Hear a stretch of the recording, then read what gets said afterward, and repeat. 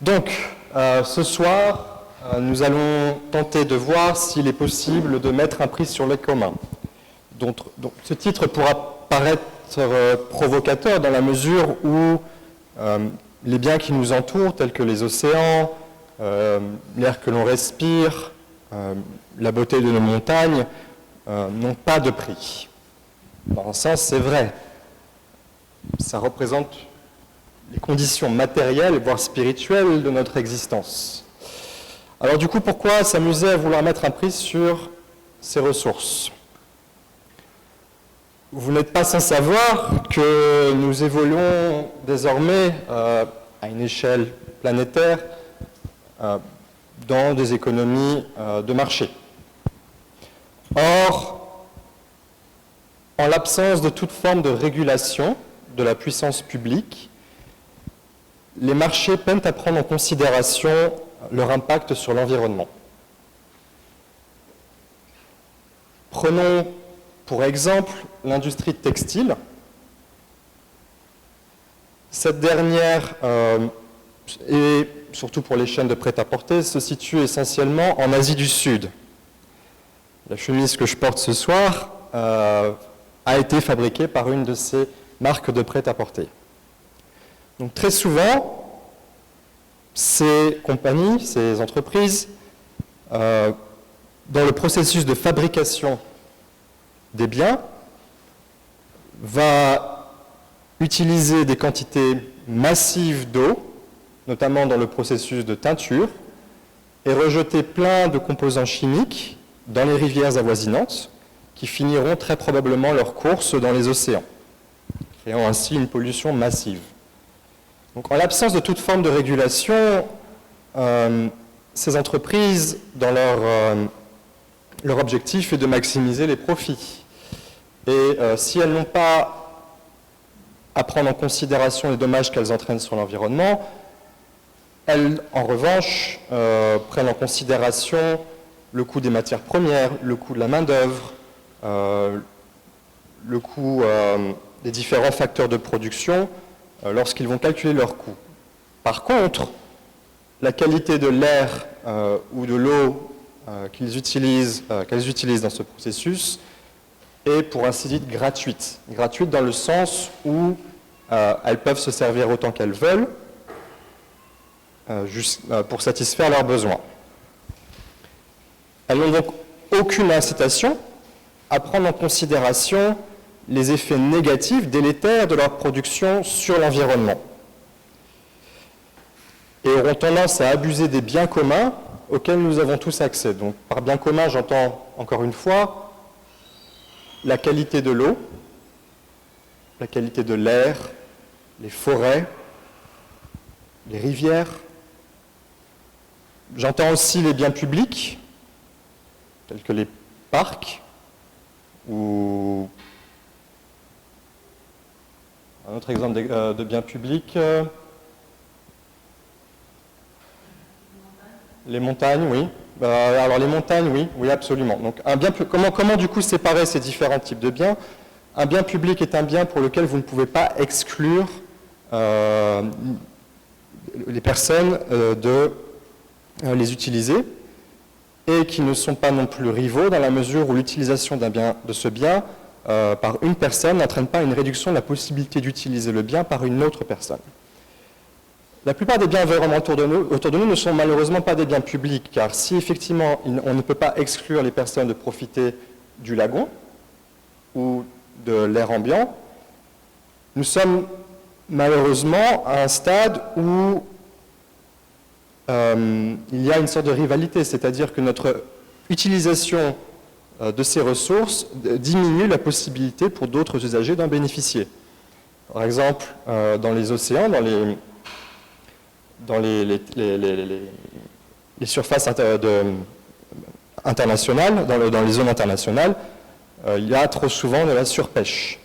Or, la surpêche, pour les poissons qui se situent dans cet espace maritime, il constitue un commun. Malheureusement, tout navire de pêche qui prélève un peu plus de ressources empêche une reconstitution des stocks et à terme peut aboutir, si rien n'est fait, à une extinction progressive du stock. Donc il y a dans l'idée du commun une idée de, alors je risque de faire un anglicisme, de déplétion, de déplétude. Déplétude, est-ce que c'est un mot français? L'idée, c'est de dire que plus vous vous en servez, plus il y a de risques que la ressource disparaisse.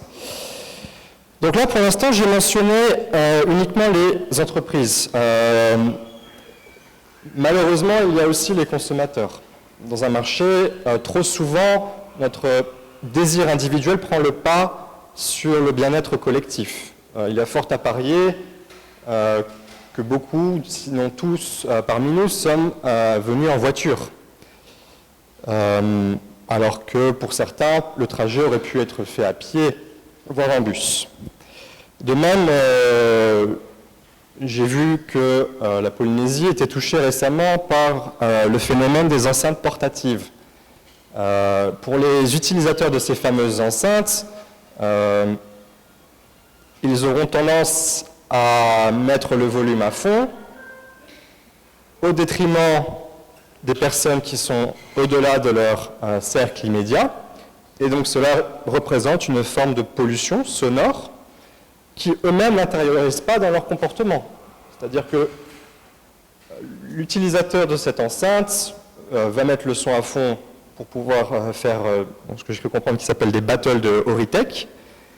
Il y en a qui aiment autour, auquel cas justement ce serait un impact positif au-delà de la simple transaction réalisée par le danseur, mais le plus souvent, le bruit généré a tendance à ennuyer des personnes qui n'avaient rien demandé à la base. Ça représente donc ici un exemple dans lequel on aura tendance à abuser d'un bien commun. Et donc ici, le bien en question, c'est le silence.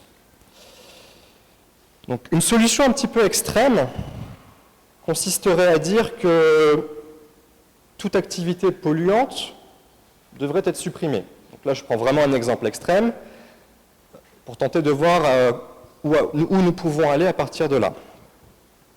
Si c'était le cas, nous ne pourrions pas tenir la conférence qui a lieu ce soir, car encore une fois, beaucoup d'entre nous sont venus en voiture. La lumière, l'électricité utilisée pour la lumière et pour la clim provient d'un mix aux 2/3 thermique. C'est pour dire que toute activité humaine est potentiellement génératrice de pollution. Dans la société polynésienne traditionnelle, on va dire pré-CEP,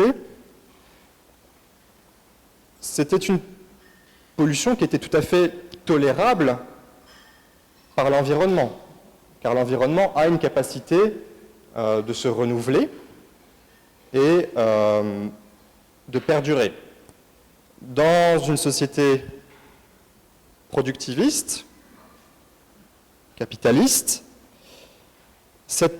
nous produisons au-delà de cette capacité, au-delà du seuil de soutenabilité de notre activité par notre environnement, et mettons ainsi en péril notre survie à tous sur du plus long terme.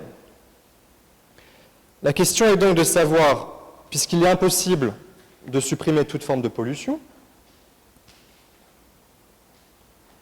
comment la ramener à un niveau soutenable pour permettre aux générations futures de profiter soit du confort ou même des biens qui nous entourent.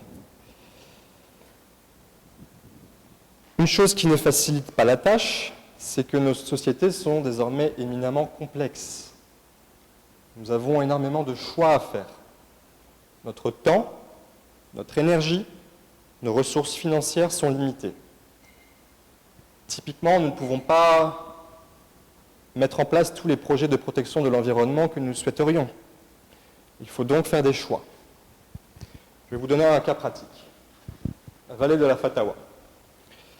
À l'heure où je vous parle, je sais peut-être qu'il faudrait que j'actualise, mais il y a 2 semaines de cela, j'ai essayé d'aller à la vallée de la Fatawa pour aller me baigner au niveau de la cascade. Et en arrivant devant le portail, j'ai vu que la commune avait barré l'accès, car les fortes pluies avaient déclenché un éboulement qui a barré la route. Ça arrive assez fréquemment, au niveau de la Fatawa, il arrive assez fréquemment que l'accès soit barré et que du coup la commune doive engager des frais conséquents pour réhabiliter l'accès du trajet pour les usagers. Ce sont autant de fonds qui ne sont pas utilisés dans d'autres secteurs, par exemple la réfection des voies publiques, l'aménagement des berges autour des rivières, ou l'amélioration ou l'agrandissement des jardins de Paofaï, par exemple. Il faut donc faire des choix. Et les économistes ont tendance à penser que les fonds disponibles doivent être alloués vers les projets où ils seront le plus valorisés. Le but n'est pas tant de dire, idéalement en tout cas, le but n'est pas tant de dicter la valeur que les gens doivent avoir pour l'environnement, pour leur commun, que d'essayer de trouver des mécanismes permettant de mesurer la valorisation effective par nous tous de ces biens communs. À partir de là, comment mettre un prix sur les biens environnementaux qui nous entourent? C'est une tâche éminemment complexe, autant pour les biens de consommation courante, par exemple ce stylo là. Le prix que j'observe sur le marché est une indication de la valorisation accordée, de la valeur accordée à ce bien.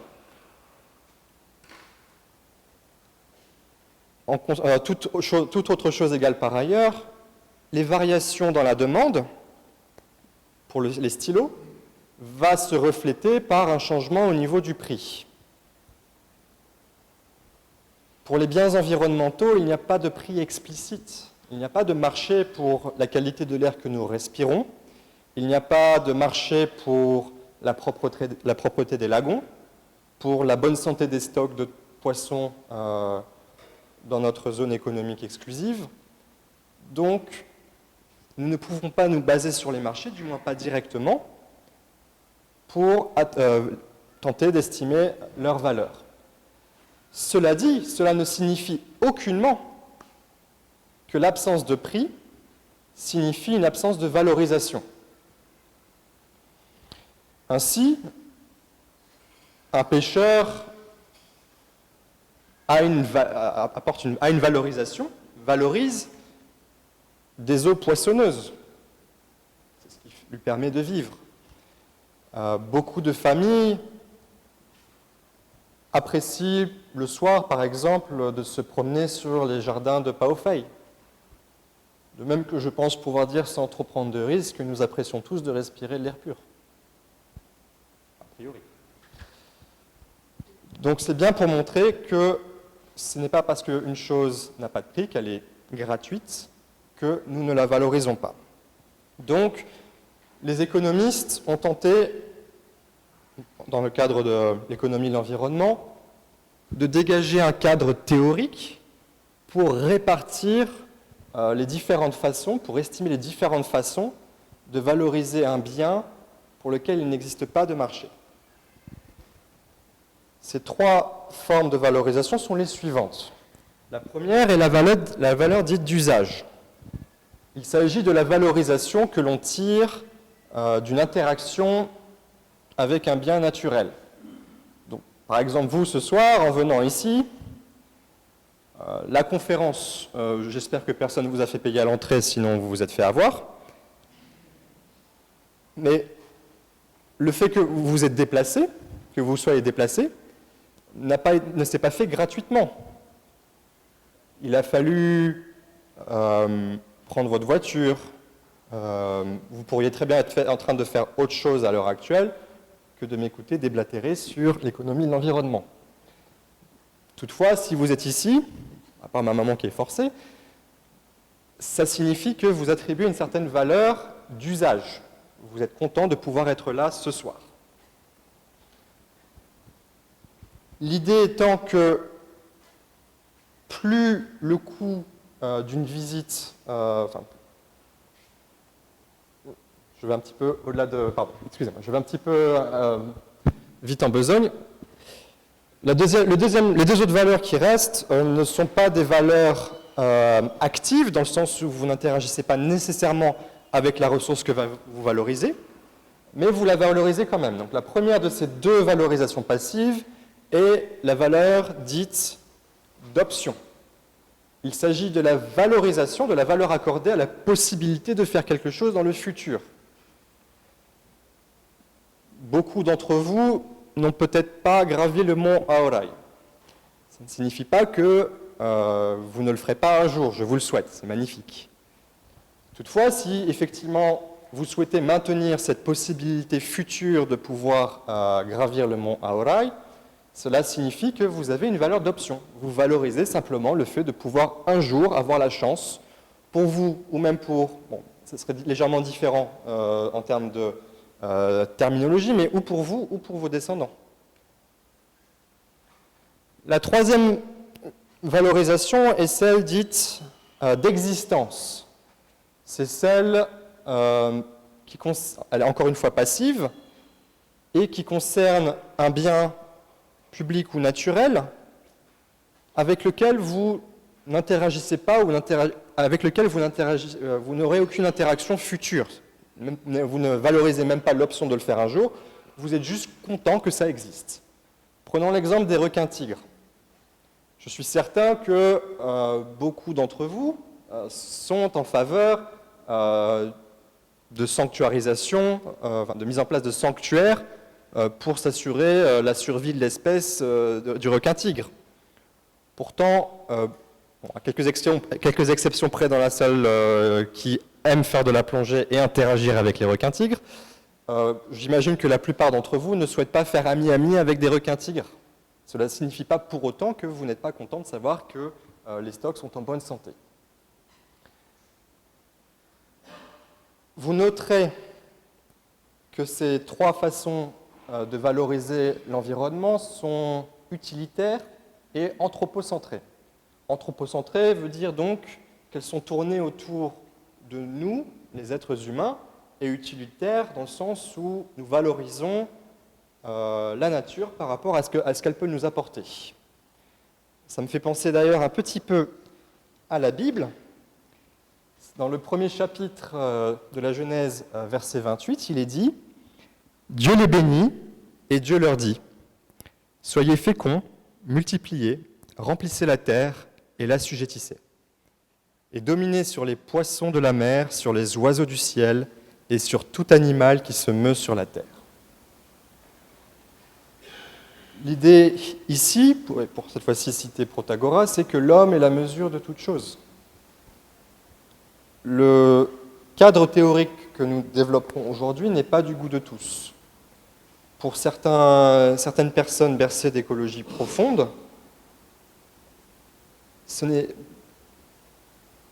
les êtres vivants ou l'environnement autour de nous a une valeur intrinsèque qui va au-delà de nos considérations humaines. Ce soir, la perspective que nous aborderons, et j'imagine que ce sera probablement un des sujets qui reviendra pendant la discussion, de savoir justement comment concilier une approche utilitaire qui vise à chiffrer le monde autour de nous, d'une approche peut-être plus profonde qui vise à tenter de créer une harmonie, une approche plus spirituelle peut-être de la conception de la nature. D'ailleurs, le mot environnement n'est pas du goût de tous. Si vous prenez la racine du mot environnement, il y a environ, qui signifie autour. D'où déjà l'idée qu'il existe une séparation entre nous et tout ce qui est autour de nous. Ça ne pose pas trop de problèmes aux économistes, mais à Berkeley, quand j'ai donné des cours en économie de l'environnement, pour beaucoup d'étudiants, c'est quelque chose qu'ils ressentent au fond de leur être. Et je sais aussi ici qu'en Polynésie, la nature est profondément sacrée. Et du coup, tenter de mettre un prix peut être déjà vu comme quelque chose faux, donc pas très désirable, plutôt malsain. C'est là que, du coup, pour justifier la démarche des économistes, c'est de rappeler le point de départ.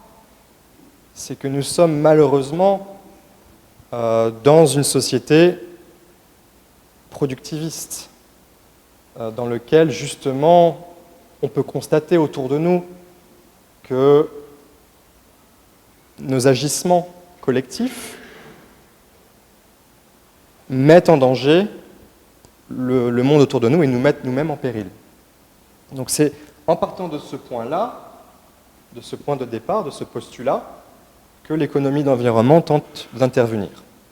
C'est-à-dire, c'est pour en fait renverser l'idée que parce que quelque chose n'a pas de prix, ça ne vaut rien, pour pouvoir ensuite tenter de récupérer une valorisation à partir de nos déclarations, à partir de nos comportements. Ce qui m'amène donc, tout d'abord, à la valeur totale que l'on peut accorder selon les économistes de l'environnement au bien commun. Ce sera donc la somme de la valeur d'usage, donc la valeur active d'interaction directe avec le bien, de la valeur d'option, donc le fait de savoir qu'on aura la possibilité un jour d'interagir avec ce bien, et de la valeur d'existence, donc qui est la valeur que vous accordez simplement au fait de savoir qu'une ressource existe. Il existe deux théories qui permettent de récupérer ces différents types de valeurs. La première est celle dite des théories de les préférences révélées. Il s'agira d'un groupe de méthodes, et nous verrons ces différentes méthodes, basées sur les comportements des usagers, qui, du coup, ne pourra servir qu'à estimer la valeur d'usage. Car si vous observez le comportement, cela signifie déjà qu'il y a interaction. Du coup, nous sommes déjà, non pas dans une valorisation passive, mais dans une valorisation active. Le deuxième type de théorie est la théorie dite des préférences déclarées. Elle prendra généralement la forme d'enquête ou de sondage se basant sur les déclarations des personnes interrogées. Elles peuvent servir à estimer les trois types de valorisation susmentionnés, mais sera plus généralement appliquée pour les cas de figure où vous n'observez pas d'interaction directe entre les personnes et le bien qu'elles valorisent. Commençons donc avec le premier groupe, la théorie dite des préférences révélées. Nous verrons ce soir trois outils qui découlent de cette théorie pour tenter d'estimer la valeur accordée par les utilisateurs, par les usagers, à différents biens. Donc la première de ces méthodes est la méthode des coûts de déplacement. Celle-ci vise à estimer la valeur attribuée à l'utilisation d'espaces naturels ou de sites récréatifs à partir des frais d'accès et de déplacement. Prenons l'exemple d'un pêcheur. Lorsqu'un pêcheur choisit d'aller pêcher, il ou elle prendra évidemment en considération des facteurs tels que la richesse des poissons dans un lieu donné, mais parmi les paramètres à prendre en considération, il y aura aussi la distance, la difficulté d'accès du site, et a priori, plus le site sera éloigné, plus il sera difficile d'accès, et moins cette personne aura tendance à y aller. C'est en se basant sur ce postulat, l'idée que plus quelque chose coûte cher, donc c'est la loi de la demande en fait, pour les économistes, c'est que plus une chose coûte cher, moins la quantité demandée pour cette chose-là est élevée. Donc à partir de ces coûts de déplacement et du nombre de visites vers le site, on peut tenter de créer une limite inférieure à la valorisation du bien donné. Donc j'ai choisi ce soir de faire une illustration pour tenter, avec des données fictives, d'estimer la valorisation de la pointe Vénus par ses usagers. Donc ce que j'ai fait dans ce tableau, c'est que j'ai groupé différentes communes autour de la commune de Marina où se trouve la pointe Vénus. Bon, toutes les communes de Tahiti n'y sont pas. J'assume c'est par souci de simplicité, et aussi, j'ai pris celle qui était le plus proche. Donc ce que j'ai fait pour chacune de ces communes, j'ai mesuré en utilisant Google Maps la distance aller-retour entre la mairie de chacune des communes et la pointe Vénus, une estimation du temps de trajet. J'ai fait ça dimanche, forcément ça risque de changer dans la semaine, en fonction de l'heure du jour. Ce sera vraiment une simplification ici pour vous montrer le mécanisme de fonctionnement de ce type de modèle. Ensuite, le prix d'entrée. Et à partir de ces informations-là, j'ai tenté de créer un coût de voyage. Pour cette fonction de coût, alors pour un économiste, les coûts dans cette théorie dite des coûts de déplacement, les coûts vont comprendre le salaire qui n'aura pas été gagné pendant la visite. Donc, pour vous mettre dans la tête d'un économiste, notre temps à tous se divise en deux catégories. Vous avez le temps passé à travailler et vous avez le temps passé à ne pas travailler, à vous reposer. C'est quand même une certaine vision du monde, hein, mais du coup, typiquement, dans les coûts de déplacement, les économistes se disent que vous, en tant qu'individu, votre coût d'opportunité, en allant visiter un site tel que la Pointe Vénus, si vous le faites en semaine particulièrement, au lieu de travailler, bah, du coup, c'est autant d'argent que vous ne gagnez pas en travaillant. Donc, quel coût ai-je utilisé ici dans cet exemple? J'ai regardé le salaire moyen en Polynésie française. Il est de 249 600 francs CFP par mois. Donc, en se basant sur des semaines de 40 heures, ça revient à un salaire moyen, hein, encore une fois, beaucoup de gens gagnent en dessous, de 26 francs par minute non travaillée, que je multiplierai ensuite par la longueur du trajet. C'est autant de temps que pour vous déplacer là-bas que vous n'avez pas passé au travail, même si on est dimanche. Pour ensuite mesurer le coût associé à la distance, je ne considère que le coût de l'essence. Pour faire cette estimation, j'assume que le véhicule moyen en Polynésie française, alors je n'ai pas trouvé de chiffre, je n'ai pas non plus beaucoup cherché, que le véhicule moyen consomme du 8 litres au 100. Ça me paraît une estimation à la louche, pas trop moche. Le prix de l'essence est en moyenne à 160 francs par litre. Cela nous revient donc à un coût par kilomètre d'approximativement 13 francs. Et enfin, le dernier élément de la fonction du coût est celle du prix d'entrée. Bon, a priori, pour accéder à la Pointe Vénus, vous n'avez pas payé. Vous pouvez vous garer, sauf si vous faites partie des personnes malheureuses qui sont arrivées au moment où le parking était plein et avez dû vous garer sur l'une des propriétés annexes qui, pour information, fait payer 500 francs la journée. Ça, c'est expérience personnelle. Je me suis garé beaucoup plus loin. Mais a priori, vous ne payez pas pour l'accès à la Pointe Vénus. Et donc, dans cette fonction, je vais multiplier la distance, la longueur du trajet par le salaire que vous auriez pu percevoir si vous aviez travaillé au lieu de vous reposer, mécréant. J'ajoute ensuite le coût associé à la distance, donc en multipliant la distance parcourue aller-retour par le prix de l'essence, par kilomètre, et enfin le prix d'entrée. Donc pour chacune des communes, j'aboutis aux approximations de coûts que j'ai là. Donc pour Mahina, la mairie de Mahina se trouve à 200 mètres de la plage. Cela signifie, en voiture, ça vous reviendrait à 2 minutes pour y aller, pour vous garer. Donc ce sera la commune associée avec le coût le plus bas pour accéder à la Pointe Vénus. On en est à 109 francs par visite. La commune que j'ai dans cet échantillon avec le coût le plus élevé sera la commune de Papara. Papara, du coup, par visite, un usager paiera plus de 4000 francs CFP pour accéder au site. Pour la colonne des visites, j'ai utilisé une fonction fictive dans laquelle je mesure le nombre de visites par personne, par commune, qui sera du coup une fonction décroissante du coût de la visite.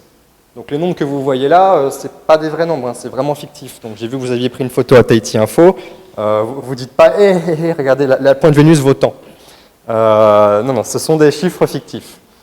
Bon, toujours est-il qu'ensuite, pour récupérer le nombre de visites, je multiplie le nombre de visites par personne dans la commune par la population de chacune de ces communes. Et donc j'aboutis au nombre de visites observées dans ce tableau. Ce qui m'amène enfin à la dernière colonne, celle de la valorisation. Il s'agit de la multiplication de la colonne des coûts par le nombre de visites. Ainsi, la valorisation du site de la Pointe Vénus par la commune de Marina, par les habitants de la commune de Marina, est de 1,6 million. Pour les habitants de Punaoya, elle sera d'un peu plus de 40 millions. Vous pouvez donc ensuite ajouter cette valorisation par chacune des communes pour obtenir la valorisation sur l'île de Tahiti par les usagers de la Pointe Vénus, ce qui ici, dans ce cas de figure, aboutit à 185 677 000 et des poussières par an. Bon, évidemment, ce que je disais, c'est que je n'ai pas inclus les autres communes, notamment aucune des communes de la presqu'île. Dans les faits, vous pouvez très probablement avoir des personnes à l'aide de Taupo jusqu'à la Pointe Vénus. Mais c'était vraiment par souci de simplification que je ne les ai pas inclus. Je n'inclus pas non plus les touristes pour des raisons sur lesquelles je reviendrai dans les 2-3 minutes à venir. Donc, une fois que vous avez cette valorisation, il est important de garder en tête qu'il s'agit d'une valorisation minimum, il s'agit d'une limite inférieure. En effet, si ça se trouve, l'habitant moyen de Papara, du coup, qui doit payer 4 000 francs aller-retour, implicitement, explicitement avec l'essence, si ça se trouve, même si ça coûtait 5 000 francs ou 6 000 francs, cette personne y serait allée. C'est donc quelque chose qu'il faut garder en tête.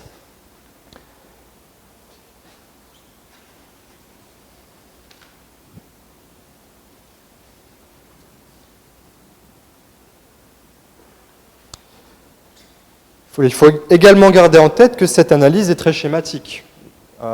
La méthode que je viens de décrire ici est une méthode qui a été élaborée dans les années 40.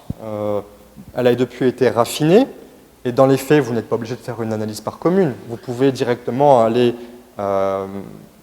sonder les personnes qui sont sur le site pour leur poser des questions, notamment sur leurs revenus, le point kilométrique exact où elles habitent, le nombre de sites visités lors de leur déplacement.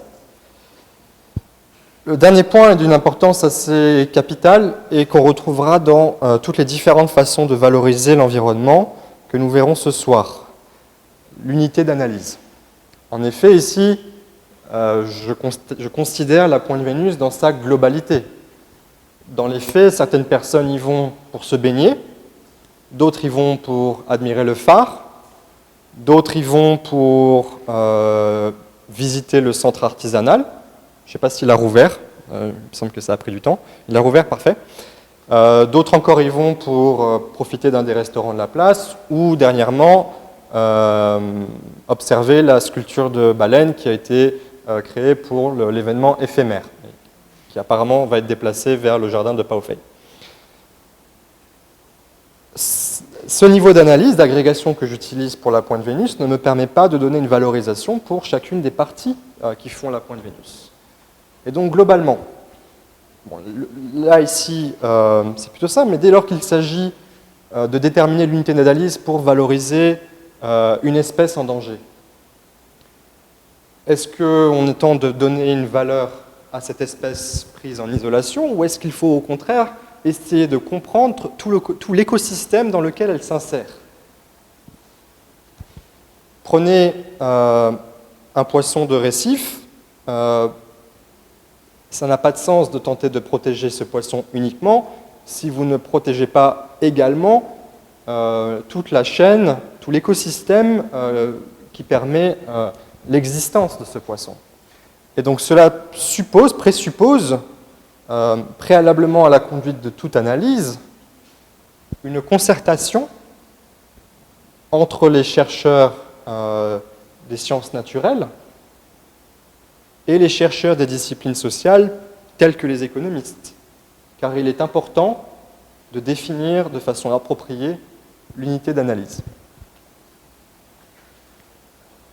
Des questions? N'hésitez pas à m'interrompre. Je sais qu'en dans le système éducatif français, on a tendance à laisser la personne sur l'estrade parler, mais si je vous ai perdu ou si vous avez envie de lancer des tomates, c'est maintenant.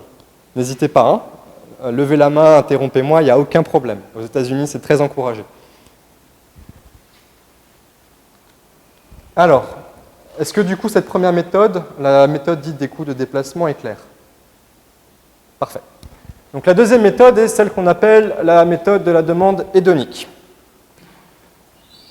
Elle repose sur des outils statistiques pour établir la relation entre le prix d'un bien et ses attributs. Typiquement, la méthode de la demande hédonique va se reposer sur le marché de l'immobilier.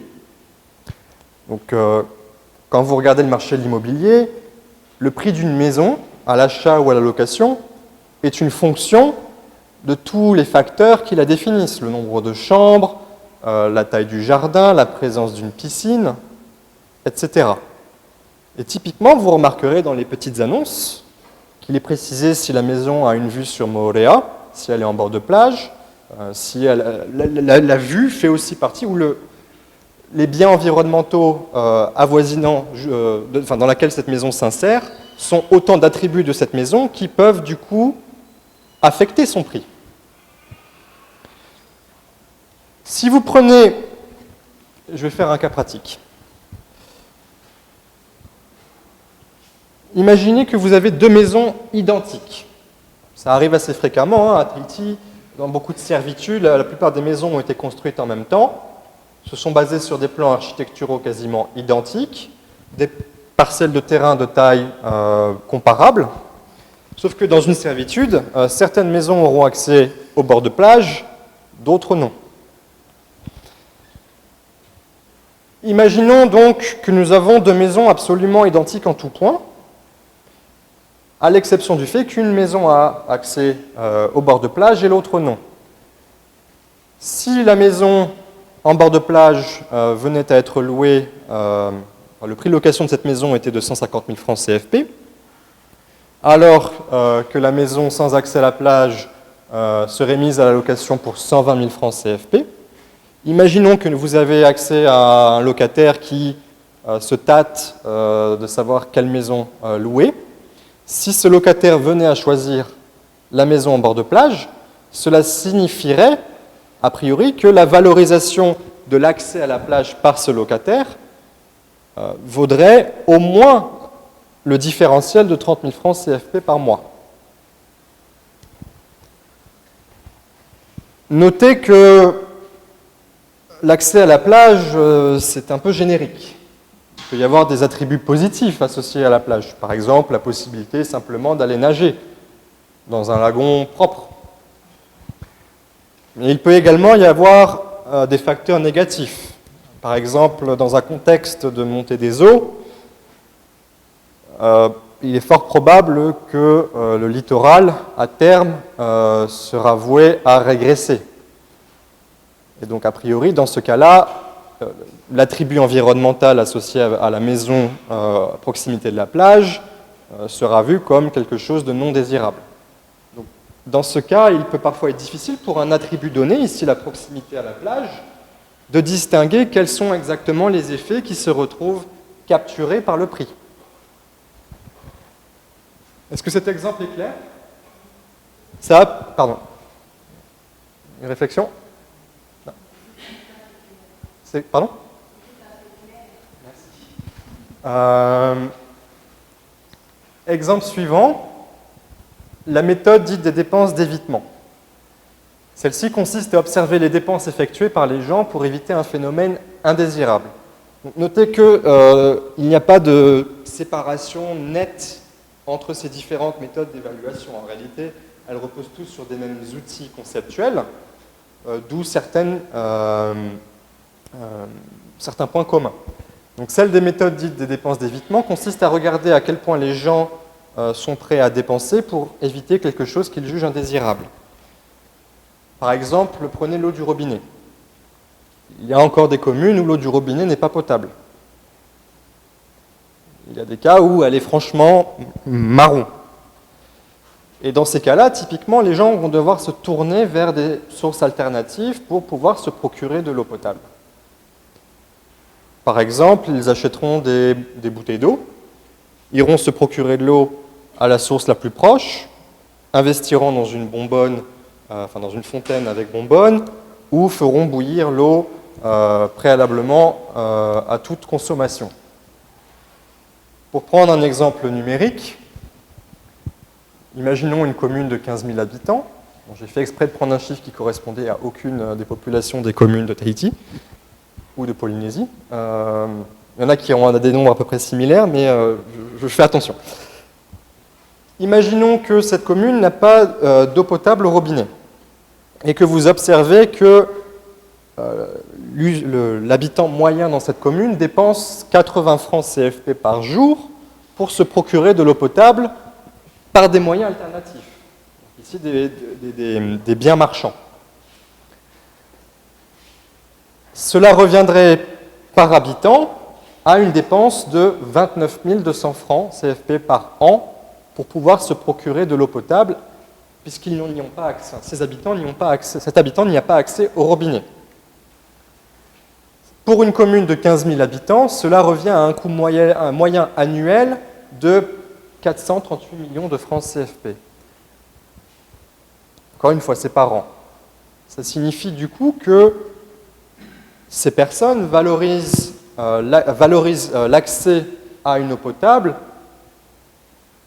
à au moins 438 millions de francs CFP. Dans les faits, beaucoup n'ont pas nécessairement les moyens de se protéger d'un attribut négatif, d'un mal environnemental. Donc il s'agit ici d'une limite basse. Pour prendre un autre exemple, imaginez les maisons qui se trouvent en bord de route. Quand les voitures passent, ça génère de la pollution, particules fines ou la pollution sonore. Dans le cadre de la pollution sonore, pour ceux qui ont connu, c'est quelque chose qui peut être épuisant. À Berkeley, mon appartement se trouve vraiment sur l'artère principale de Berkeley, et ça explique les cernes que j'ai là maintenant. La raison pour laquelle, si mes profs regardent cette vidéo un jour, pour laquelle je n'ai pas toujours eu des bonnes notes. Parce que je n'ai pas bien dormi. Mais bon, toujours est-il que du coup, pour se protéger, les investissements défensifs pour éviter d'avoir à subir cette forme de pollution peuvent être assez conséquents. Dans le cadre de la pollution sonore, cela revient à mettre du double vitrage, installer une cloison sèche, et cela peut se chiffrer rapidement à plusieurs centaines de milliers de francs CFP. Toutes les familles n'y ont pas accès à ces fonds. Et donc beaucoup, malheureusement, sont contraintes de tolérer la pollution qui leur est imposée. C'est pour ça ici qu'il s'agit d'une limite basse. Alors, quelles sont les limites des méthodes des outils que nous venons de voir? Bon, premièrement, ça je vous avais prévenu, c'est qu'ils ne peuvent permettre de fournir une estimation que pour la valeur d'usage. Ici, il y avait toujours interaction entre les usagers et le bien environnemental ou le mal environnemental dans le cadre de la pollution. Certaines des limites de ces modèles peuvent être éliminées par le choix d'une granularité permettant de contrôler pour certains facteurs observables. Mais parmi les limites qui, elles, sont inhérentes à l'utilisation de méthodes, j'en retiens deux. Bon, il y en a d'autres, ce n'est pas une liste exhaustive, mais ce sont deux que je trouve particulièrement importantes. Toutes assument que les gens, en fait, ont une parfaite connaissance des options qui s'offrent à eux et des risques encourus. En pratique, ça n'est jamais le cas. Hein. Qui peut me donner la probabilité de se faire piquer par un poisson-pierre en allant se baigner? Ou encore, qui peut me donner la probabilité que votre maison sera engloutie par les flots dans 30 ans? Personne. Une étude intéressante qui a été faite dans les années 70, pas très visible ici, je vais vous guider. Donc, Liechtenstein et ses co-auteurs, en 1978, ont tenté de mesurer l'écart entre la perception du risque et l'incidence réelle du risque de mortalité. Donc, ce que les auteurs ont fait, c'est qu'à chaque fois, ils ont demandé bon, quelle est, selon vous, la probabilité de mourir de botulisme. Et ensuite, ont pu comparer cette estimation à la fréquence réelle des décès liés à cette maladie dans la population américaine.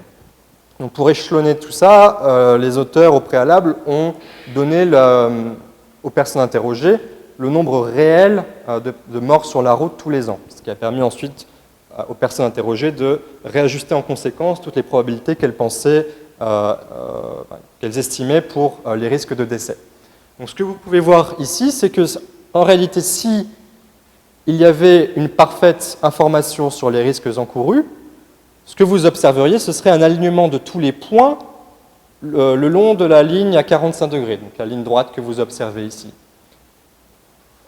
Ce que l'on observe à la place, c'est que collectivement, nous avons tendance à surestimer le risque d'événements qui en réalité ont une faible probabilité, tels que le botulisme, ou encore le risque de mourir suite à des inondations, ou ici je crois que c'est cyclones, ou le point tout en bas, c'est le risque de mourir suite à un vaccin contre smallpox. Alors, smallpox, c'est la petite... varicelle? Non, c'est chickenpox, la varicelle. Smallpox, c'est le premier facteur de mortalité avant l'invention du vaccin. La rougeole, merci beaucoup. Vous remportez le prix de 0 francs, mais vous remportez le prix. Par contre, les événements associés à des risques de mortalité réels élevés ont tendance à être sous-estimés. Donc, par exemple, le risque de mourir de diabète est le plus sous-estimé. Donc, dès que vous vous retrouvez en fait en dessous de la courbe à 45 degrés, cela signifie que vous avez tendance à sous-estimer le risque encouru. Donc, le but de cette illustration est de montrer qu'en fait, l'hypothèse d'information parfaite que beaucoup d'économistes font dans les modèles ne s'observe pas dans la population. La deuxième critique de ce type de valorisation, c'est qu'elle dépend typiquement du niveau de revenu des personnes observées, qui bénéficient de ce bien. Donc, je l'ai mentionné plus particulièrement dans le cadre des dépenses d'évitement, où on a pu montrer qu'effectivement, les personnes les plus pauvres étaient malheureusement les plus sujettes à tolérer quelque chose d'indésirable.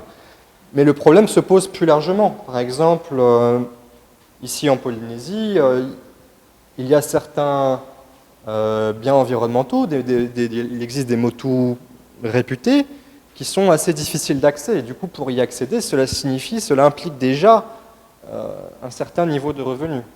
De même, d'autres communs sont essentiellement utilisés par des personnes plus pauvres. Est-ce que cela signifierait du coup que ces méthodes pourraient potentiellement aboutir à une valorisation, une quantification de la valorisation supérieure pour les personnes les plus riches mécaniquement et moindre pour les personnes les plus pauvres? Dans le cadre de l'eau potable, que dire si vous avez une commune où vous n'avez le nombre d'habitants, par exemple, là j'avais 15 000 habitants, mais si je passais à 5 000 habitants, si ça se trouve, la valorisation, enfin la limite basse de la valorisation que j'aurais pu trouver aurait été inférieure au coût de mise en place d'un réseau permettant de fournir l'eau potable au robinet. Est-ce que ça veut dire, dans ce cas, que ces personnes-là ne méritent pas d'avoir accès à l'eau potable au robinet? Yes.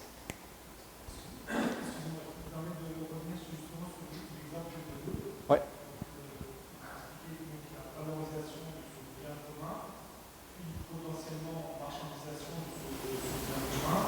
Et les suites logiques dans notre domaine, c'est de temps en temps la privatisation. L'exemple de l'eau potable, c'est un bon exemple. Si on prend par exemple la ville de Paris, ouais, qui gère l'eau potable à Paris pour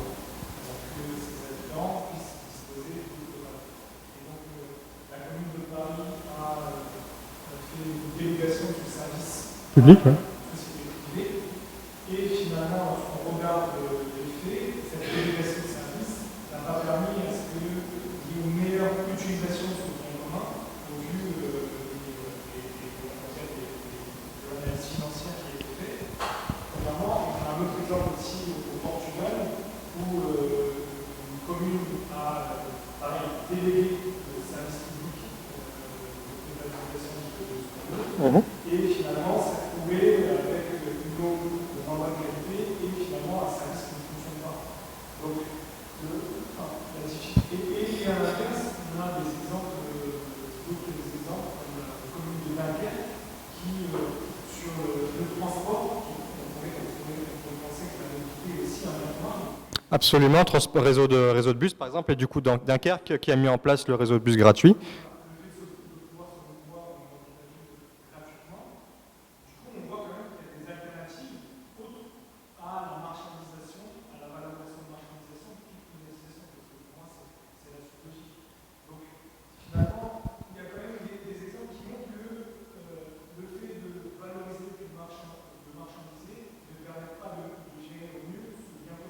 Non, encore une fois, là, il y a en fait beaucoup de... Cette question peut être traitée de différentes façons. Vous mentionnez la gestion privée de l'eau dans la commune de Paris.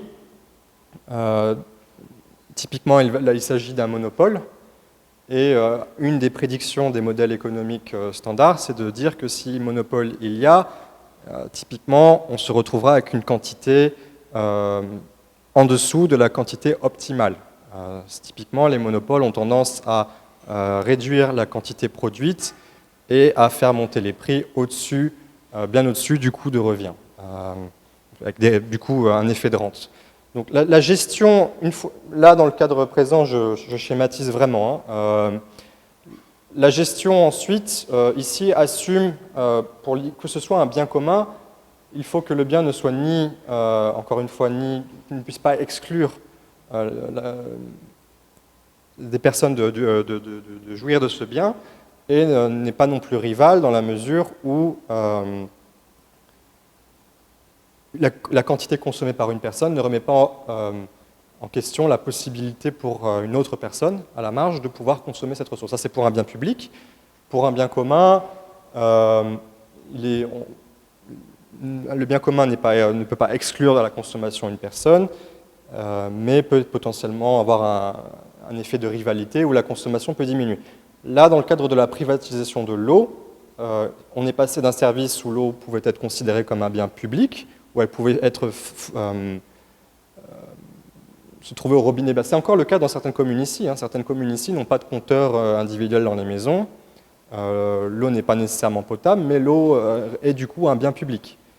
Dès lors que vous avez des compteurs qui contrôlent votre consommation et dès lors où elle est tirée d'une source limitée, tout de suite, vous n'êtes plus dans le cas de figure du bien public ou de la ressource commune, vous tombez dans le cadre d'un bien privé, un bien marchand, qui peut lui-même exister sous différents types de marchés. Vous pouvez avoir un marché compétitif, un marché à tendance oligopolique.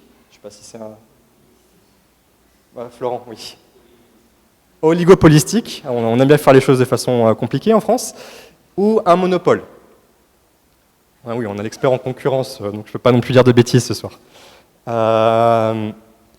Là, justement, le point que j'essaie de faire ne rentre pas sur les modalités de valorisation d'un bien privé. Encore une fois, mon but, c'est pour des biens qui ne disposent pas de marché, comment tenter à travers les comportements des usagers ou les déclarations, comme on le verra plus tard, tenter d'attribuer une valeur à ce bien.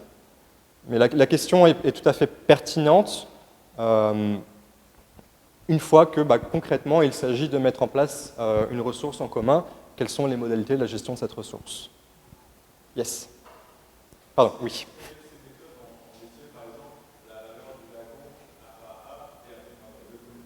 Oui.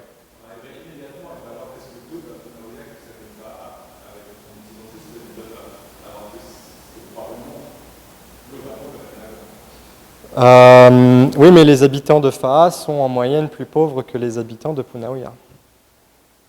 C'est donc effectivement, je reviens à la deuxième limite de la méthode des coûts de déplacement, ou enfin des méthodes des préférences révélées en général, c'est qu'elles vont dépendre du niveau de revenu des utilisateurs. Dans les faits, vous pouvez tenter, parmi les variables de contrôle dans votre modèle, bon, en statistique, vous pouvez tenter d'ajuster pour le revenu moyen des habitants de la commune, sauf que si, je n'ai pas envie d'être trop technique, mais il faut que le support de la distribution des revenus à FAA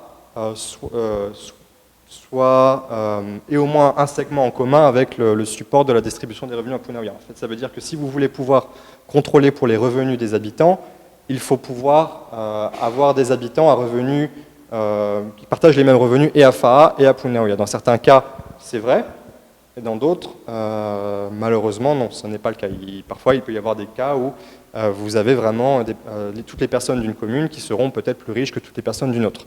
Auquel cas, effectivement, ça se reflètera directement dans la valorisation. Le lagon de Punaouia est différent de celui de Fa'a pour plusieurs raisons. La commune de Fa'a a l'aéroport. Celle de Punaouia, bon, celle de Punaouia a la marina. La marina peut être source de valorisation, permet d'attirer des touristes, là où Fa'a ne peut pas nécessairement le faire. Donc il y a différents facteurs qui vont intégrer la valorisation des lagons de ces deux communes qu'il conviendra du coup au préalable d'analyser. C'est ce que je disais plus tôt sur comment bien définir l'unité d'analyse. Il s'agit de voir quels sont les composants de tel facteur, enfin de tel bien environnemental.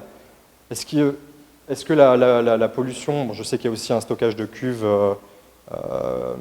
les cuves d'hydrocarbures au niveau de Fa'a, ça se trouve, il peut y avoir, bon, j'imagine que c'est bien fait, mais il peut toujours y avoir des rejets qui peuvent mettre en question la qualité de l'eau. Donc il faudrait dans ce cas-là pouvoir potentiellement mesurer la qualité de l'eau dans chacune de ces communes, mesurer la biodiversité dans ces communes, puisque du coup là c'est la valorisation par les pêcheurs qui peut compter, ça se trouve ils ont plus de chances d'attraper du poisson de bonne qualité en allant à Punaouia qu'ils en ont à Fa'a.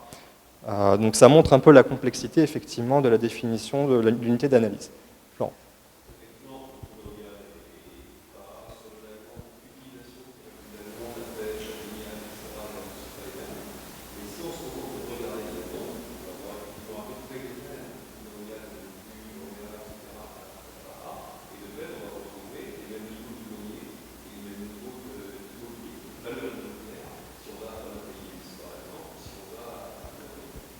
Alors attention sur ce cas-là précis, effectivement, parce qu'il y a d'autres facteurs qui peuvent rentrer en jeu. Effectivement, la vue de Moorea est un des attributs, mais parmi les attributs qui peuvent justifier du prix d'un bien, il y a aussi la qualité des services publics qui arrivent avec chaque commune. Et la proximité avec la ville. Donc il y a tous ces facteurs-là qui peuvent jouer. C'est pour ça que les économistes aiment bien dire toutes choses égales par ailleurs, ce qui veut dire en fait en faisant abstraction, soit en contrôlant ou en faisant abstraction de tous les autres facteurs qui pourraient, en dehors de la variable qui nous intéresse, influencer le prix. Si je fais des phrases trop longues, vous me le dites, mes étudiants me le reprochent très régulièrement. Alors en plus en anglais avec l'accent français, c'est mort. Je me dépêche, mais pardon. La troisième, alors maintenant que nous avons vu les limites pour les préférences dites révélées, comment du coup donner une valorisation une valeur pour les biens, pour une valeur d'option ou une valeur d'existence. Dans ce cas-là, vous n'avez aucune interaction entre les usagers et le bien en question. Donc dans ces cas-là, la seule solution, c'est de leur demander. Donc typiquement, je le disais, ça va prendre la forme de sondage. Donc un sondage, il faut faire attention, c'est pas simplement un micro-trottoir. C'est pas, par exemple, dire le Rahoui, vous êtes pour ou vous êtes contre? C'est un mauvais exemple. Ce qu'on a envie de faire dans ces cas-là, c'est d'avoir un sondage qui soit argumenté, qui permette d'apporter de l'information à la personne interrogée, qui contextualise l'état actuel de la ressource, et qui ensuite, pour chacun des scénarios proposés, pour la mise en place d'une politique de protection de l'environnement, visera à simuler l'état de la ressource dans chacun des scénarios. Donc, Idéalement, vous voudriez passer de la question, bon, les aires marines protégées, êtes-vous pour ou contre, à la mise en place d'une aire marine protégée couvrant la zone, vous montrez la zone, devrait permettre à la taille et au stock des poissons d'augmenter de insérer évolution anticipée du stock, pour un coût total de mise en place et de surveillance de insérer le coût. Seriez-vous favorable à un tel projet? Bon, c'est déjà mieux, et ce que vous pouvez faire, c'est vous pouvez le coût que vous avez en rouge, là, vous pouvez le faire varier aléatoirement en fonction des personnes interrogées pour tenter de révéler la préférence moyenne pour ces personnes. Idéalement, dans le contexte polynésien, vous ne voulez pas nécessairement utiliser le terme aire marine protégée. Pour beaucoup de personnes, ça ne parle pas. Vous voudriez utiliser Rahui, par exemple. Donc, la question doit vraiment permettre à l'utilisateur, enfin à la personne interrogée, pardon, de répondre en toute connaissance de cause. Les avantages de ce type de méthode, c'est qu'elles sont nécessairement flexibles. Vous pouvez ajuster les différentes questions, couvrir différents biens. Vous pouvez mesurer la valeur d'usage, la valeur d'option, la valeur d'existence. Et un avantage en termes d'économie politique, c'est qu'elle permet d'associer les habitants directement au processus décisionnel, ce qui, dans une époque de défiance vis-à-vis de la parole d'experts et des décisions centralisées, n'est pas un avantage moindre. Il y a quelquefois quelques problèmes qui font, du moins théoriquement, qui font que les économistes ne soutiennent pas toujours ce type de méthode. Par exemple, pour eux, la crédibilité des résultats peut être remise en question. Quelle incitation avez-vous à donner une véritable réponse? Si par exemple, il y a un projet de protection de l'environnement avec lequel vous n'êtes pas d'accord, si on vous pose la question, indépendamment du bien fondé de la question ou du niveau de détail de la question, et vous aurez envie de dire « Ah non, non, moi la ressource, je lui donne 0 ». A contrario, si vous aimez vraiment, si vous soutenez réellement un projet, vous aurez peut-être incitation à faire monter votre valorisation. Par exemple, moi, si on me demande combien je suis prêt à mettre pour la sanctuarisation des requins en Polynésie, je réponds 1 ou 2 milliards. Je n'ai pas 1 ou 2 milliards sur mon compte, mais je réponds 1 ou 2 milliards, surtout si je suis certain de ne pas avoir à faire suivre mes déclarations d'actes. Donc il y a ce côté, parfois les gens peuvent se donner bonne conscience en donnant des réponses positives, et c'est particulièrement le cas lorsque l'on veut mettre en place des politiques de protection de l'environnement. Ça, c'est une critique théorique. Dans les faits, certains chercheurs ont essayé de comparer les valorisations obtenues à travers les préférences dites révélées, donc les 3 méthodes que nous avions vues précédemment, et les préférences provenant de la théorie des préférences déclarées, et ont montré qu'en moyenne, pour l'évaluation de biens qui disposaient des 2 estimations, révélées et déclarées, ils sont aperçus qu'en moyenne, il n'y avait pas tendance à exagérer la valorisation d'un bien lors des déclarations par rapport au comportement observé par les usagers. Donc, une des limitations de cette étude, c'est qu'elle ne peut se faire que pour la valeur d'usage. Encore une fois, la valeur d'existence ou d'option, on ne peut pas utiliser les outils qu'on a vus de préférence révélés. Du coup, on ne peut pas savoir si ce résultat-là s'applique également pour la validité des estimations de la valeur d'options et d'existence.